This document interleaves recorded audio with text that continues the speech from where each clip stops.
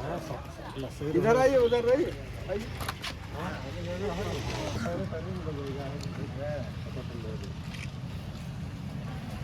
एक minute.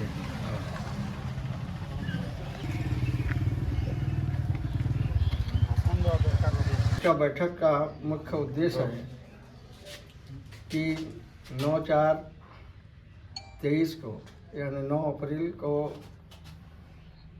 Pilibhit stadium में कुर्मी अधिकार महारैली का आयोजन किया गया।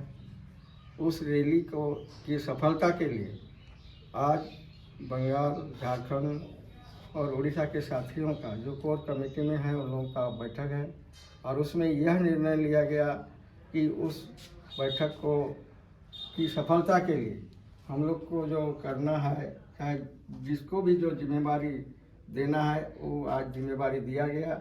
और उसमें खास करके आज एक बात आया कि जो भी वहाँ जो चीफ गेस्ट हम लोग बनाएंगे उसको हम लोग नॉन पॉलिटिशियन आदमी को बनाएंगे। समाज के कोई जो ऐसे आदमी है, चाहे उच्च पद पर है, चाहे सामाजिक प्रतिष्ठित लोग हैं, उसको चीफ गेस्ट में बनाया जाएगा। और दूसरा यह प्रस्ताव लिया गया कि जितने भी हमारे जनप्रतिनिधि हैं, बंगाल में हो, झारखंड में हो, उड़ीसा में हो, इन सारे प्रतिनिधियों को आमंत्रित किया जाएगा। और आमंत्रित करने के साथ साथ सारे प्रतिनिधियों से कहा जाएगा, आज जो हमारे समाज के लोग आज से नहीं 1950 से ही जब हम लोग इस आंदोलन को हमारे लोग चला रहे हैं और उस आंदोलन को गति देने के लिए अभी हम लोग पूरे झारखंड के, पूरे बंगाल के जो जहाँ से भी हम लोग का टोटमिक कुर्मी लोग हैं, चाहे पुरुलिया हो, मेदिनीपुर हो, बांकुड़ा हो, झारग्राम हो, उड़ीसा के जैसे सुंदरगढ़ हो, मयूरभंज हो, इस सारे एरिया के लोग एक साथ मिलके हम लोग ये आंदोलन कर रहे हैं। और आज जो हमारे समाज के ऊपर कुछ लोग, हम किसी का नाम लेना नहीं चाहते हैं, जो अपने को बहुत बड़ा संविधान का ज्ञाता बताते हैं, उनको जानकारी ये नहीं है कि संविधान के ज्ञाता के आधार पर हमारे लोगों का अभी भी छल हो रहा है। और आप लोगों के सामने मैं बताना चाहूँगा कि जो यहाँ बात कर रहा है संविधान का, चाहे वह सरखर मुर्मू हो, चाहे चमड़ा लिंडा हो, चाहे वो आपका और जो भी लोग आ रहे हैं, गीता श्री उराम हो, ये लोग को संविधान का ज्ञाता बताते हैं। लेकिन मैं उन लोगों से पूछना चाहता हूँ और हमारे जो जनप्रतिनिधि हैं जो हाउस में हैं, उन लोग से भी जानना चाहता हूँ कि जो पेशा कानून जो आज यहाँ लागू है, चाहे रांची में चाहे पूर्वी सिंहभूम में, वहाँ है कि जहाँ आदिवासियों की संख्या मोर देन 50% होना चाहिए, लेकिन हमारे रांची में 34% है और पूर्वी सिंहभूम में 27% है। किस आधार पर संविधान का वे लोग बात करते हैं?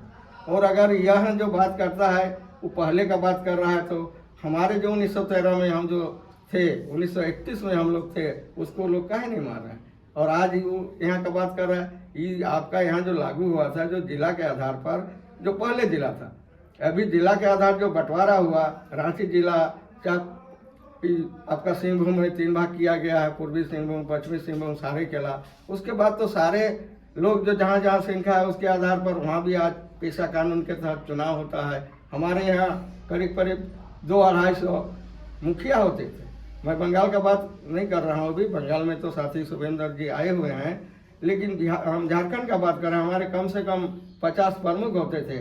और ये सब वो लोग कैसे कह रहे हैं कि भाई ये लोग नहीं थे?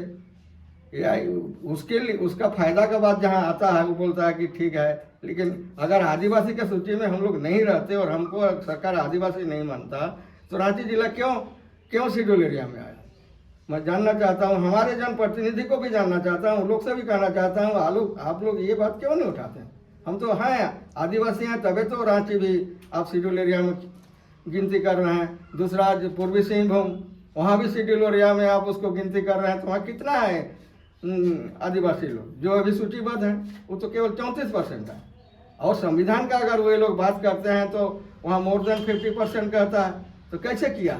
हम लोग पहले से भी आदिवासी थे, अभी भी हैं। हम लोग का आदिवासी के रूप में जो हम लोग को माना गया है कि गैर सरकारी नहीं, हम लोग सरकारी हैं, लेकिन यहाँ के कुछ लोग जो बाहर से आए हुए हैं, जैसे बोल रहे सरखर मुर्मू, तो यहाँ का ही नहीं है। वो कैसे बोल रहा है? वो तो यहाँ का रिफ्यूजी है। और यहाँ आपका ये अभी आपका ये क्या नाम है, चमरा लिंडा के बारे तो उनका जो धर्म गुरु है बंधा तिग्गा वो बोलते हैं इस साला कैसे ही तो पहले वो अपने बताए कि वो ईसाई है कि उसारना है और वो एक बात बहुत बड़ा बात बोला है उसका बंधा। महारैली का उद्देश्य क्या है आपका आगामी जो कर रहे हैं 9 तारीख को, उसका उद्देश्य क्या, उद्देश्य बताइए। महारैली का हमारा उद्देश्य है कि हमारे जितने जो वो झारखंड, बंगाल और उड़ीसा में जो हम लोग टोटोमिक कुर्मी लोग हैं, ये लोग पहले हम लोग आदिवासी थे 1913 में, और 13 के बाद फिर 1931 में भी हम प्रिमिटिव ट्राइब में हैं। और जब 1950 में देश का संविधान लागू हुआ उस समय 6 सितंबर 1950 को हमको जो सूची निकला उससे हटाया गया। तो हमारा कहना है जब हम पहले थे और अभी भी हैं तो हमको क्यों हटाया गया, इसलिए हमको पुनः आदिवासी सूची में सूचीबद्ध किया जाए। और इसीलिए हम लोग राज्य सरकार से और केंद्र सरकार से हमेशा गुहार लगाते हैं कि भाई हमारा जो मांग है इसको मान लिया जाए। और अगर आज मान लीजिए नहीं मान रहा है तो इसके लिए हम लोग आंदोलन कर रहे हैं। हमारा जब कोई आंदोलन नहीं करता है, जिसके बारे में कुछ आवाज़ नहीं होता है, वैसे लोगों को यहाँ आदिवासी सूची में डाला गया। अभी वो लोग बोलते हैं हम वहाँ नहीं जाएंगे, वैसे लोग को भी घुसाया गया। कि समाज का जो हम लोग का जो भी फैसला होगा, अभी ऐसा बात नहीं है कि हम जो भी काम कर रहे हैं संवैधानिक आधार पर कर रहे हैं, और संवैधानिक आधार पर जो भी सामने आएगा उसको हम लोग किसी को बर्दाश्त करने वाले नहीं। बस यही वो पॉइंट के बाद चलिए।